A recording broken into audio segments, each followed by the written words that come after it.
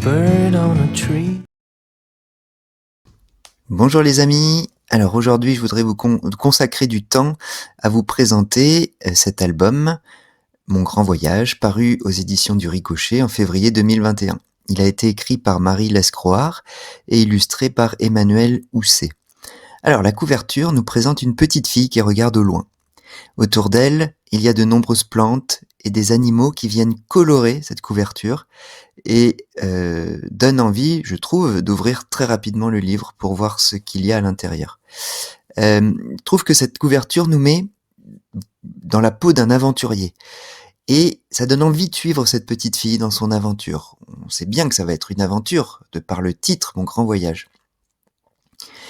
Et alors, si on regarde bien attentivement, tout en haut à droite, on voit la même petite fille, on la reconnaît avec ses couettes rousses, et cette même petite fille, elle est visible sur une plume minuscule, et elle est en train de flotter dans l'air. Sur la double page suivante, on a énormément d'animaux, divers et variés, et leurs noms. Et cette richesse, je trouve, accentue encore le désir de découvrir cet univers. Alors hop, on tourne encore la page, et cette fois-ci, la petite fille montre la plume du doigt, la plume qu'on avait entreaperçue sur la couverture, et autour d'elle, on a une faune et une flore plutôt familières pour nos paysages français. Voilà, on reconnaît. Et l'apparition d'un sous-titre, très important, à la découverte des écosystèmes. Donc là, on comprend définitivement que les éditions du Ricochet, comme à leur habitude, et les autrices vont nous plonger dans une œuvre à même de nous donner à voir la richesse et la beauté du monde et de notre planète. Et en effet, la scène débute dans un jardin que l'on devine être un jardin traditionnel pour les paysages que l'on connaît, qui nous sont familiers. Et cette petite fille, celle que l'on a déjà vue sur la couverture, fait de la balançoire et décide de faire le tour de la Terre dans un vaisseau imaginaire.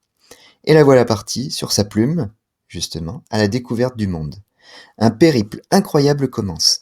Elle va traverser le bois et une mare proche de chez elle. Ce sera l'occasion de changer régulièrement d'échelle et de s'intéresser aussi au sol qui grouille de vie.